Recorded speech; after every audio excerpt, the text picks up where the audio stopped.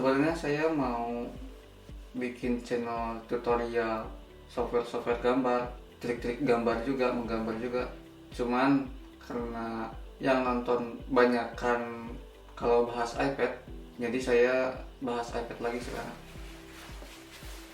Mungkin entarlah selang-seling saya bikin tutorial gambar juga di iPad, kasih tips-tips juga, saran juga software apa yang bagus buat menggambar di iPad. Oke, saya review setelah 8 bulan pemakaian, udah cukup lama. Oh ya, kita bahas apa dulu ya? Kita bahas soal ketahanan bodinya dulu. Saya pas beli ini dulu sempat khawatir iPad ini bisa bengkok. Seperti yang kalian tahu, iPad ini memiliki ukuran 12,9 in, cukup lebar.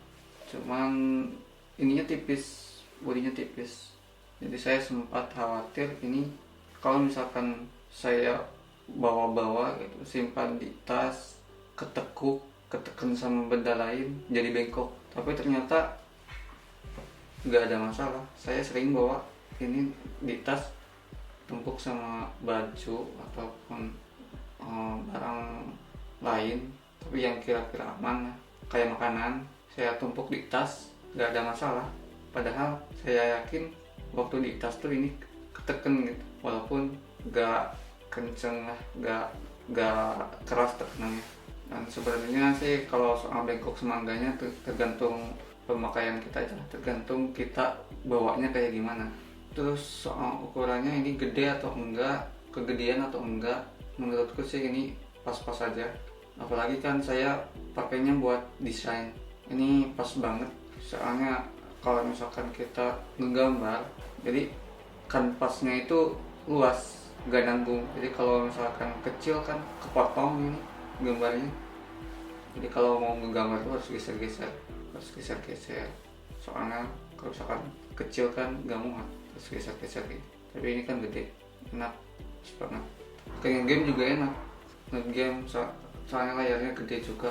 Kalau pakai PUBG, musuh yang kecil tuh yang jauh gitu bisa kelihatan kalau dari iPad.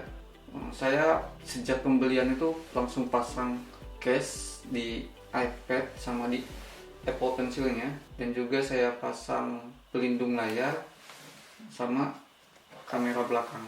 Dari aksesorisnya ini cuman ada satu masalah yang saya rasa cukup gimana ya, ngeganggu lah. Ini kalau kita pasang case di Apple Pencil sama di iPad-nya itu bisa nempel, cuman nggak bisa ngecas, nggak bisa connect juga. Kalau misalkan ini belum connect, tempelin nggak bakalan connect, harus dilepas dulu. Kelihatan nggak? Ini nggak ada ikon petirnya kan, kalau ngecas ada ikon petirnya di sini kecil. Saya coba lepas. Jadi kalau kita lepas salah satunya, case di Apple Pencil ataupun case di iPad-nya, baru bisa ngecas. Ini muncul notifikasi tadi. Di sini juga ada tandanya ini ngecas. Itu kalau soal ukuran sama body. Terus bahas apa lagi ya? Bahas software ataupun aplikasinya ataupun sistemnya sekarang. Ini sering ada update, dan yang ini sekarang softwarenya udah versi 14,4. Kalau soal softwarenya gak ada masalah. Ini saya rasa cukup enak dipakai, cukup simple. Walaupun sebenarnya kalau dibandingkan Android lebih banyak yang bisa dimainkan kalau di Android. Contohnya kan bisa di Android bisa ganti skin atau apa, kalau di sini nggak bisa. Ya udah, temanya kayak gini aja, kita cuma bisa ganti wallpapernya aja. Soal aplikasinya ini kebanyakan aplikasinya bagus, gak ada masalah. Cuman ada beberapa sih yang nggak pas menurut saya.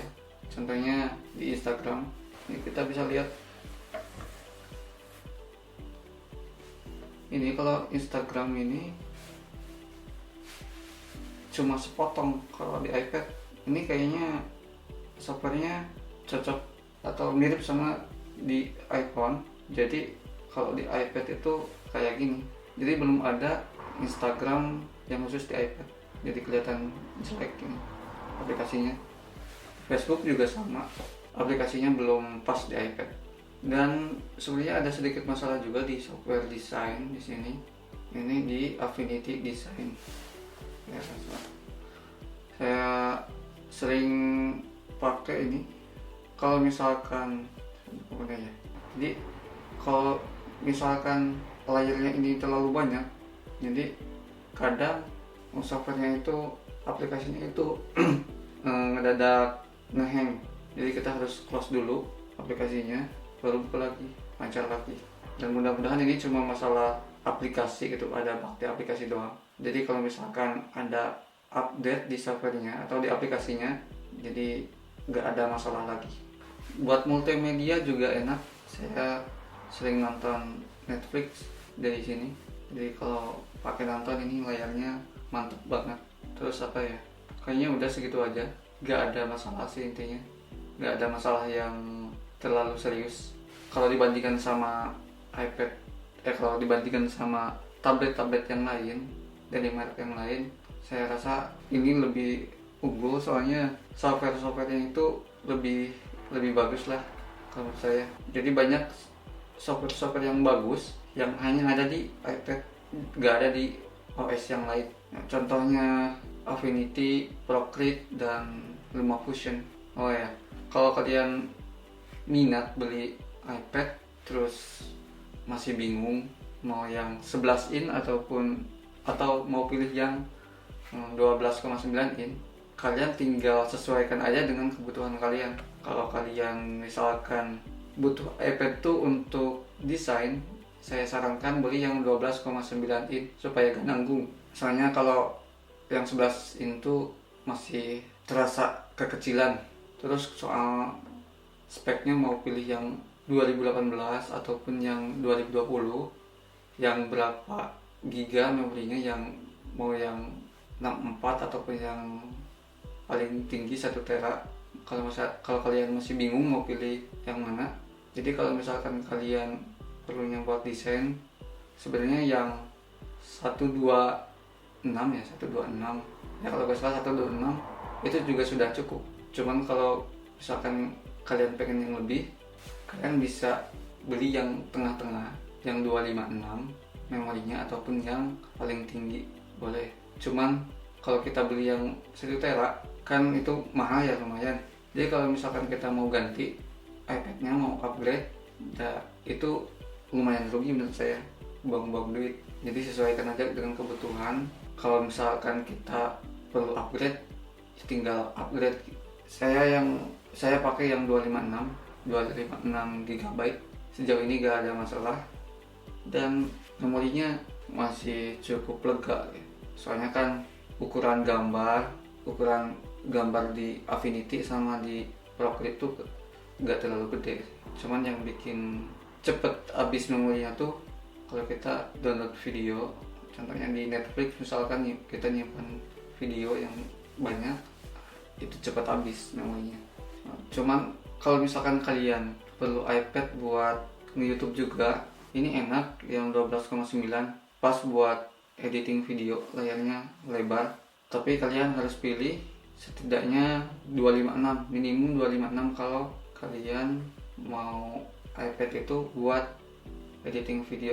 Soalnya kalau kekecilan itu ntar kalau kita mau edit video yang ukurannya gede, nanti malah keburu penuh memori, gak bisa lanjutin editing video gitu. Jadi setidaknya cari memori yang 256, beli yang 256 GB.